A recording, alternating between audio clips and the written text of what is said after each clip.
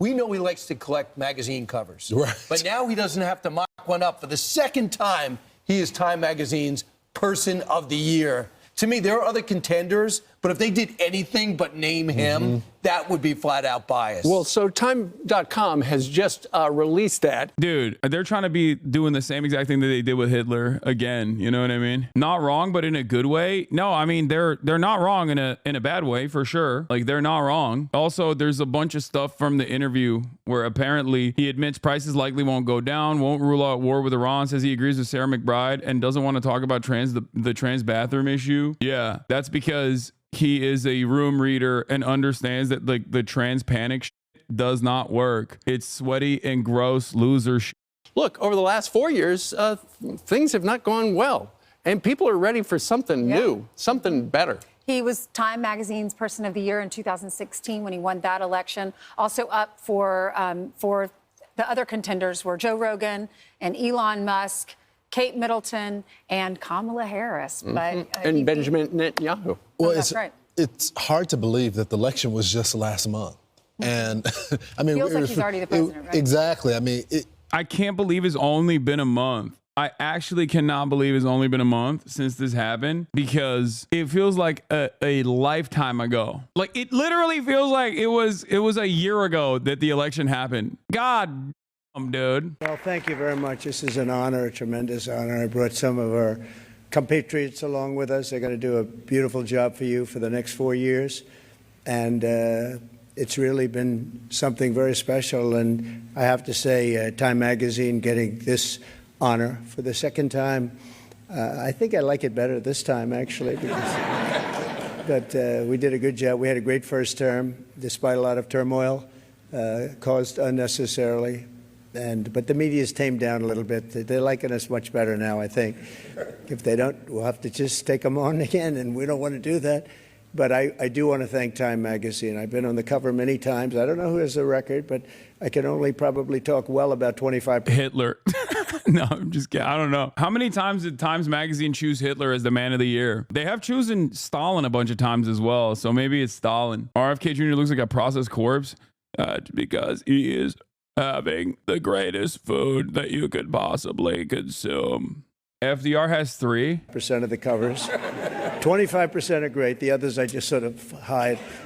But it's been an honor, and every time it's an honor, I will tell you. And thank you very much for doing it. And thank the whole group at Time. Really very professional people. Thank you very much. All right, let's talk about some of the stuff that he mentioned in this interview. To summarize some of the serious parts of the interview, yeah, you had an extraordinary year. Glaze! Flawless campaign. I call it 72 days of fury. There were no days off, no timeouts. If you made a mistake, it would be magnified at levels that nobody's ever seen before. We hit something that was very special. We hit the nerve of the country. They don't want to see jails emptied out into our country. They don't want to see people from mental institutions being dismissed from their institutions. Mr. President, what did Democrats not get? You said they didn't get it.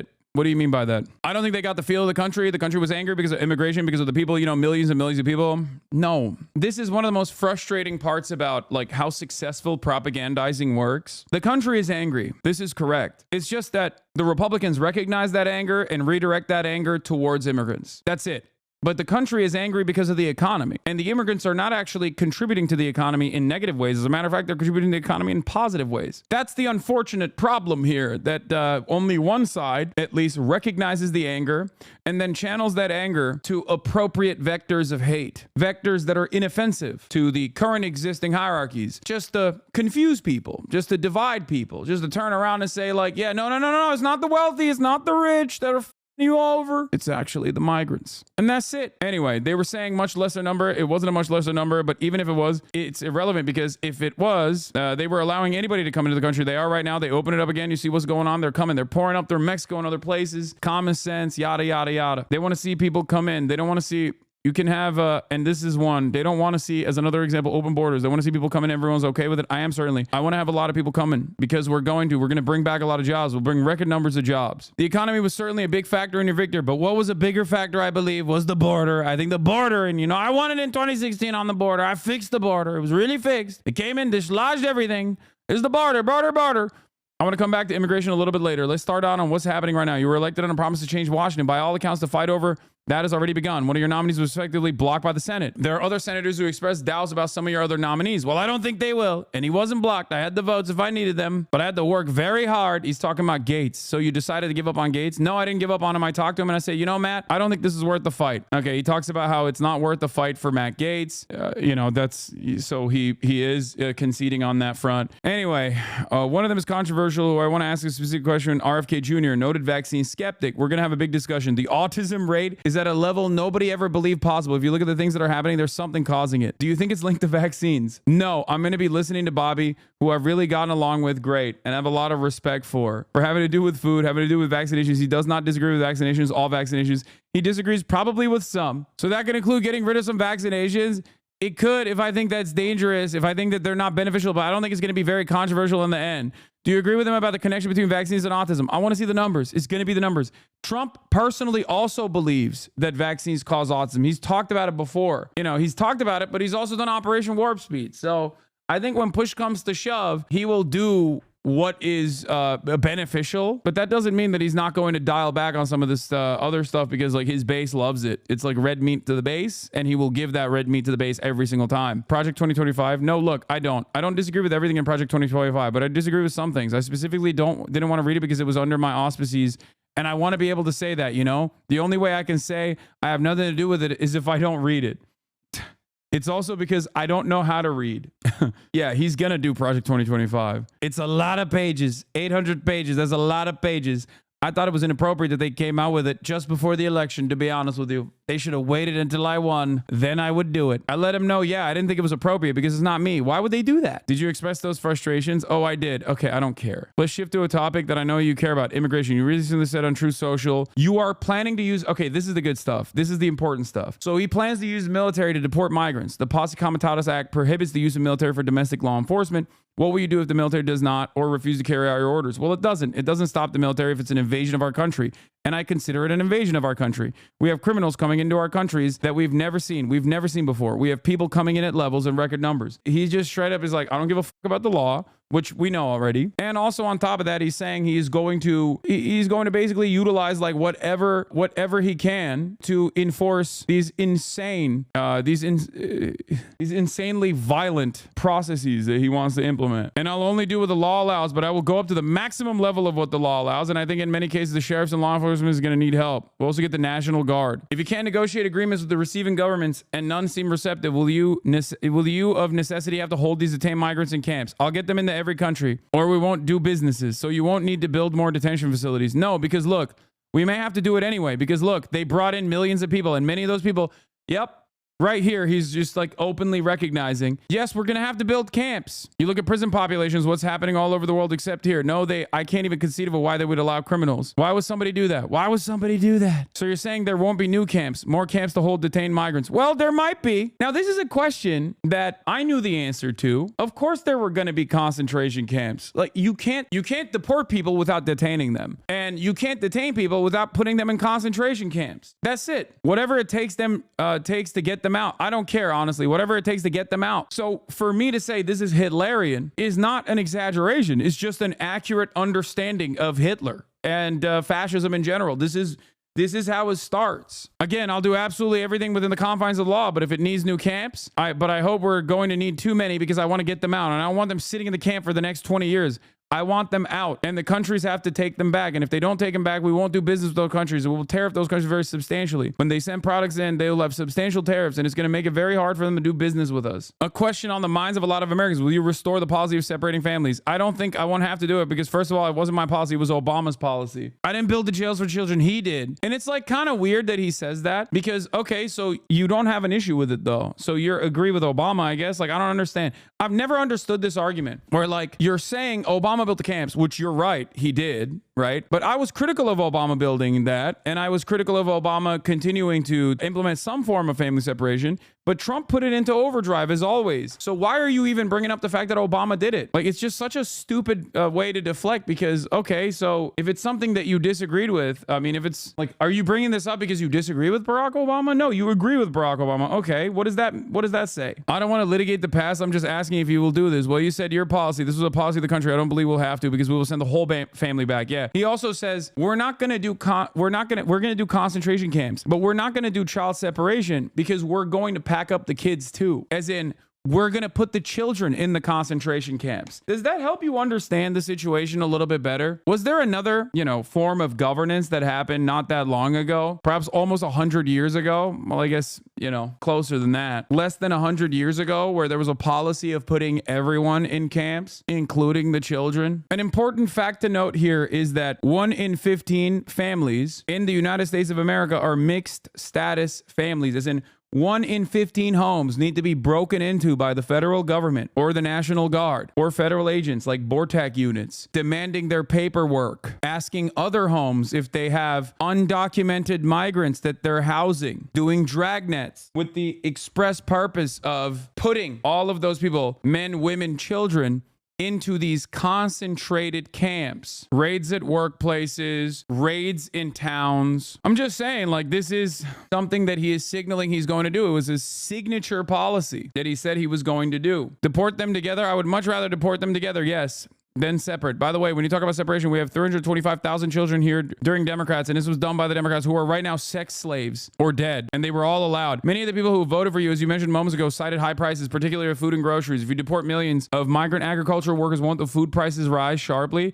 No, because we're going to let people in, but we have to let them in legally. We don't want people to come in from jails. We don't want the jails of Venezuela and many other countries. Your transition co-chair, Howard Lutnick, said your appointees will be vetted for loyalty. Are you going to ask appointees take a loyalty pledge? He doesn't have to do that. If they don't follow your orders, will you fire them? If I think it's appropriate, I'd fire them. That makes sense. Does that go for civil servants? You put Elon Musk in charge of DOGE, along with Vivek Ramaswamy, but on Musk specifically given the power to oversee agencies that regulate his companies. Isn't that a conflict of interest? I don't think so.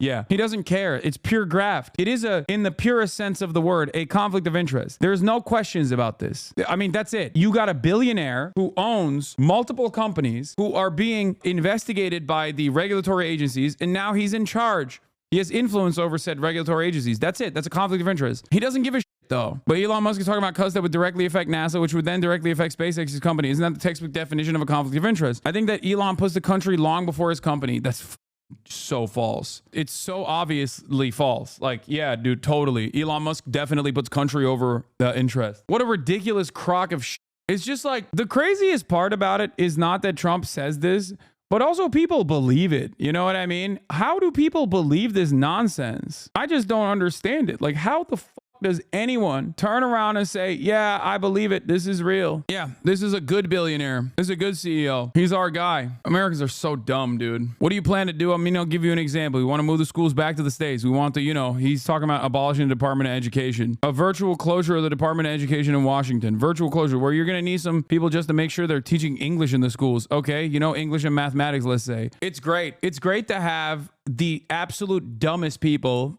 in charge of making America even dumber. And then 10 years down the line, we will look back at this and go, how the f did we drop the ball so hard? How do we drop the ball so hard? Look, and then he always brings up Norway. He'll bring up Norway, sometimes even China. He brought up Norway and China in a conversation where he was like, look, they're beating us. And it's yeah, they are, except it's the exact opposite because they have a centralized structure and a focus on making sure educational outcomes are as even as possible. That can only be done through a public system. This is what is so frustrating. I think we're so cooked. I don't know. It's just, we are making the country shit. But yeah, he's talking about a closure of the Department of Education and bringing it back to the states. Decentralization of this sort is genuinely terrifying, I think. What we need is more funding for public education and none of this public-private partnership. Last question on your transition. If you decline to sign the ethics agreement as a part of, I don't know anything about it, the ethics document, I don't know. I would sign an ethics document.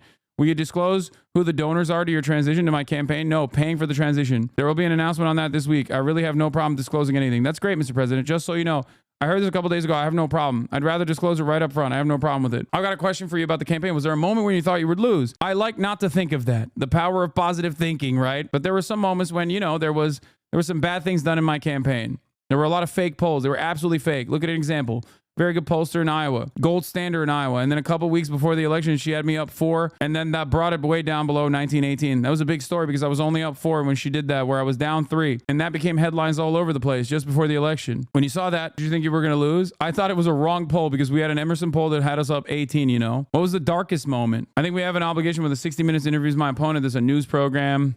Speaking of Kamala Harris, what do you think her worst mistakes was? Taking the assignment, number 1, because you have to know what you're good at. Did she make any tactical mistakes? I think that when she wouldn't talk to anybody, it shone a light on her. In other words, if she would have gone out and just did interviews that are comparable to Steve, if there was anybody comparable would say, could you do an interview here, an interview there? You know, she didn't do anything. Oh my God, he's not wrong. And people said, is there something wrong with her? Why would they? I mean, I'm doing this interview with you. I did interviews with, if I had the time, anybody that would ask, I'd do interviews. I watched the whole thing, sir. Yes. Oh, good. I hope you liked it. But I found it to be a pleasure to do it. It's not like he did that. He did. Trump went on so many podcasts. He went on, guys, one thing that I always talk about with respect to Donald Trump and the way he campaigns is he will go on. He went on Aiden Ross's kick stream, chat. What are we talking about? He didn't just go on Joe Rogan or Theo Vaughn or any number of different podcasts, but he also would go on like random Republican news shows that were getting like 12,000 views. If you recall, I talked about this on a couple different occasions. If there is a place that Donald Trump could secure 10 votes, 20 votes, 1,000 votes, he will go out and get it. He will go out and get it, whether they are the Amish or whether they are a random Native American tribe. You know, he will go out and he will meet them where they're at. He will min-max. Exactly. Maximum efficiency. The issue here, however, for Kamala Harris versus Donald Trump is that Donald Trump can do that because he's a telegenic figure. He's a TV personality. He knows how to do that. Kamala Harris does not know how to do that. I'm not convinced that there is someone else who can emulate that in the Republican Party, by the way. I don't think J.D. Vance is that guy. On a scenario with a war with Iran, he said anything can happen.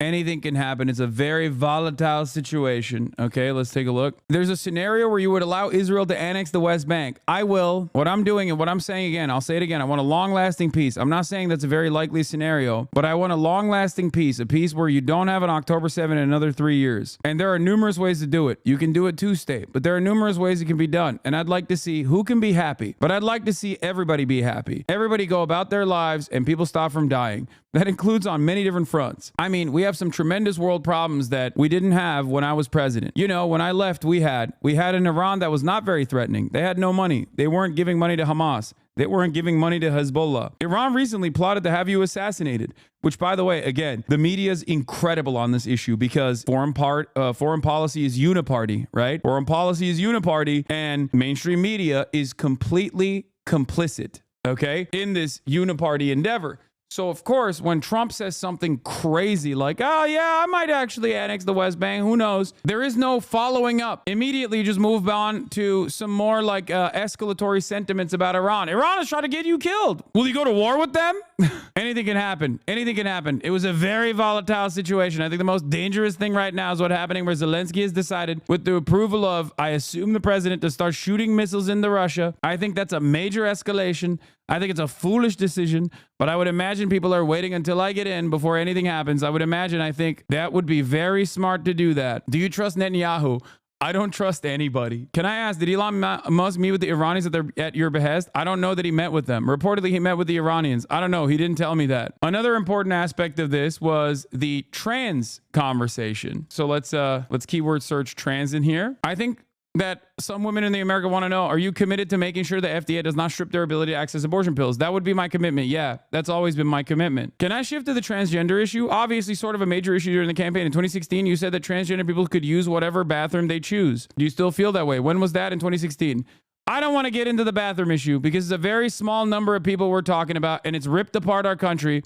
So they'll have to settle whatever the law finally agrees on. He hit the Kamala Harris angle on this. The law decides. I'm a very big believer in the Supreme Court, and I'm going to go by their rulings. And so far, I think they're rulings that people are going along with. But we're talking about a very small number of people, and we're talking about it, and it gets massive coverage, and it's not a lot of people. But on that note, there's a big fight in Congress right now. The incoming trans member from Delaware, Sarah McBride, says we should all be focused on more important issues. Do you agree? I do agree with that. On that, absolutely. As I was saying, it's a small number of people. It was a big issue, though, on the campaign. I mean, one of the ads, your campaign put the most money behind was that Trump is for us and Harris is for they, them. Well, it's true. Trump is for us. Right. It obviously strikes a chord. I mean, Trump is definitely for us. Okay. And the U.S. is the vast majority of people in this country. And us is the vast majority of people in this country. And also, I want to have all people treated fairly. You know, forget about the majority or not majority. I want people to be treated well and fairly. On the trans issue, will you reverse Biden's protections for trans kids under Title IX? I'm going to look at it very closely. We're looking at it right now. We're going to look at it. Look, the country's torn apart. We're going to look at everything. So he basically said on the trans issue, I don't want to get into the bathroom issue. I don't care. It's a tiny percentage of people. Who cares? Who cares? That doesn't mean that like trans people are going to be protected. They certainly will not be. It's just, it is not as significant nor consequential, and Trump understands that. That's the difference. Because if he was a Matt Walsh type, if he just like wanted to literally, if he ideologically was committed to like killing trans people, he would have an answer to that. He would be like, they're dangerous groomer predators. Do you understand? The reason why it's not a priority for him is because he understands that it's the sweatiest losers that care about this aggressively. Now, this doesn't mean that he will go out of his way to defend trans people.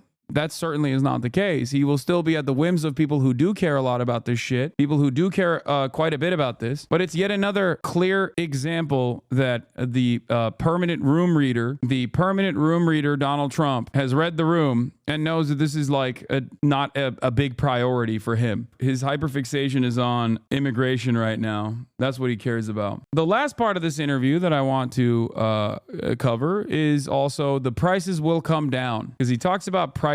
Donald Trump in his interview with the Times says he's not sure he can get the price of groceries down. It's hard to bring these down once they go up. You know, it's very hard. Prices will come down, Trump told voters during a speech last week, laying out his vision to return to White House. You just watch, they'll come down. Everything will come down fast. Not only with insurance, but everything. You've realigned both political parties. You've changed America. There's got to be something that you understand about winning votes for the American people that your opponents maybe don't give you credit for. It's, you know, I think people want to lead a good life. I think they want to be able to buy groceries at a reasonable price and not have to turn off their heat in order to buy 2 apples. I think that people want security. I don't think people want to have our borders rushed in, invasion, yada, yada, yada. They don't want to see somebody in a weightlifting contest, a woman against a man. Again, totally made up thing. It makes no sense. They don't want to see, you know, men playing in women's sports. They don't want to see all of this transgender, which is just taken over. And then when you look at not many years after, this person who went through the process is saying, who did this to me? As you know, it's a very high percentage. Media also playing a role here in propping up these narratives, the detransitioner narratives in general. I really think that the people of this country have tremendous hearts. They understand that they want common sense applied in their lives. Most of the things I talk about are common sense. They don't want to see their food price go up by 57% in a short period of time. And I think that's why I won. The Republican Party has become the party of common sense. And it's so many of the things I mentioned and other things too. They don't want to all have electric cars.